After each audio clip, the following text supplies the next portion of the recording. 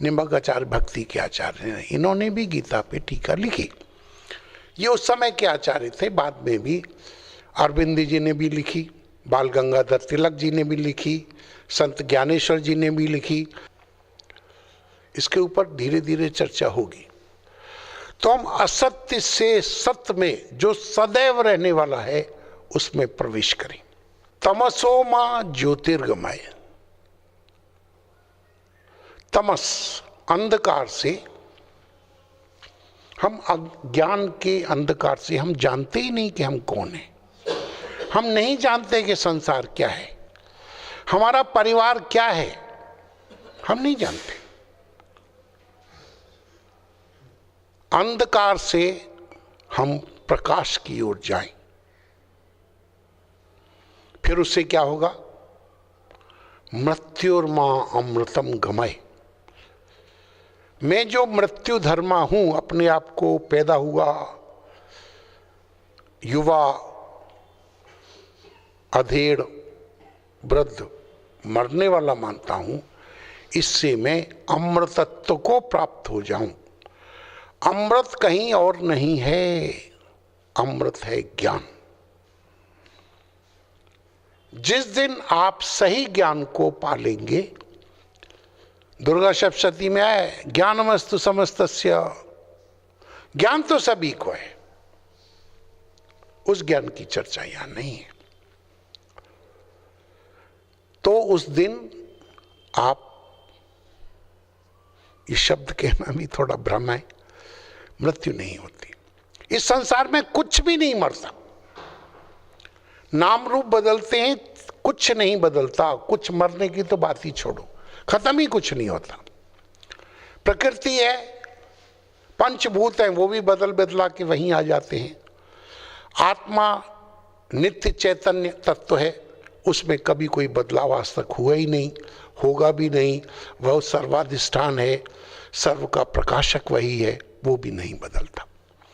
जब हम उसमें प्रतिष्ठित हो जाते हैं, जब तक हम अपने आप को देह मानते हैं तब तक हम मरेंगे। अगर हमने सत्संग थोड़ा बहुत किया तो अपने आप को जीव मानने लगते हैं कि भाई हम पैदा हुए थे, अभी इस दुनिया में रह रहे हैं, अच्छे कर्म करेंगे तो हम अच्छे लोकों में स्वर्ग में चले जाएंगे, बुरे कर्म करेंगे तो हम नरक में चले जाएंगे। ठीक है, मतलब एक शरीर हमने लिया है, हम कर्म करेंगे, कर्म करने के कारण हमको ये शरीर मिला है, इस शरीर में भी हम कर्म करेंगे और पिछले कर्मों का दुख सुख अभी हम भोग रहे हैं। ठीक है, और इस जन्म में जो कर रहे हैं इसके अनुसार हमको दूसरा जीवन मिलेगा, दुखी सुखी होंगे। पाप पुण्य करेंगे, अच्छी चीज़ें मिलेंगी, स्वर्ग मिलेगा, और पाप करेंगे तो नरक मिलेगा। बोलते हैं ये भी खिलौना है बच्चों का। ठीक है, जैसे झुंझुना दे देते हैं ना बच्चों को, ऐसे ही है।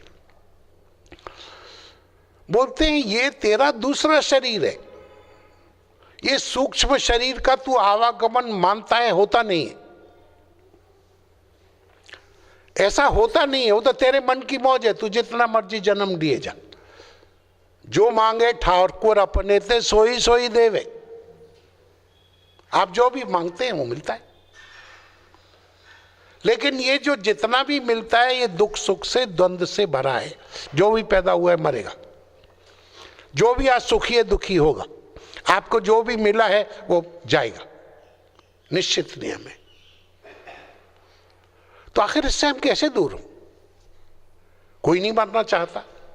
कौन बोलता है कि मैं अज्ञानी हूं?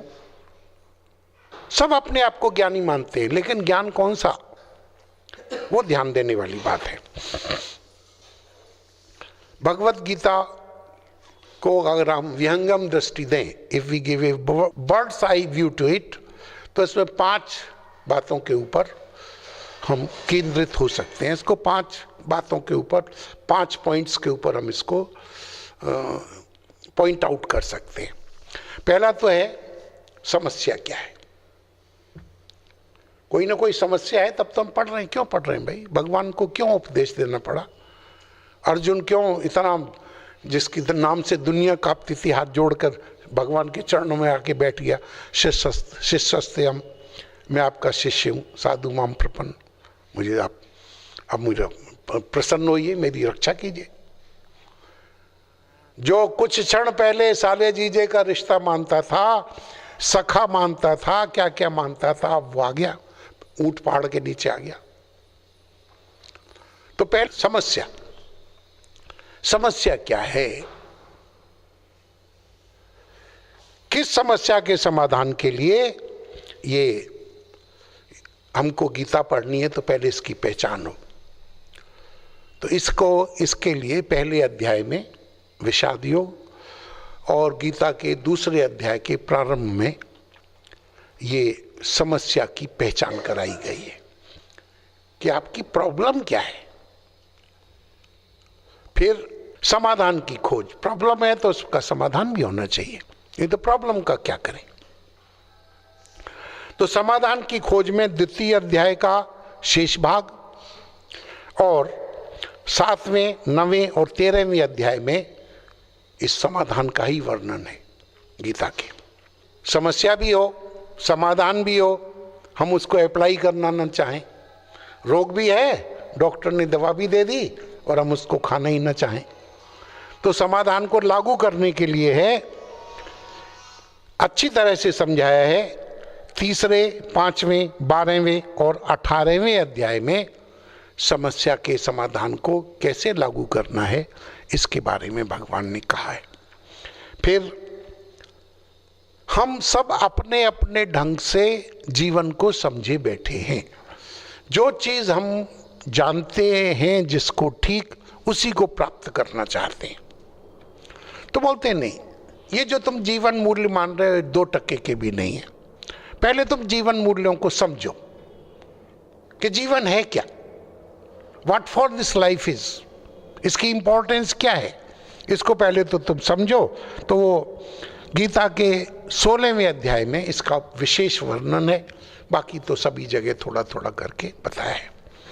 इन टोटल गीता का उद्देश्य है to achieve a life of fulfilment, परिपूर्ण जीवन, समग्र जीवन, कहीं कोई किसी तरह का कोई ख्वाहिश नहीं, कोई चिंता नहीं, कोई प्राप्ति नहीं, क्योंकि अंत गो तो आप हैं ही परिपूर्ण। आप हैं परिपूर्ण, लेकिन अपने आप को अधूरा मानते हैं।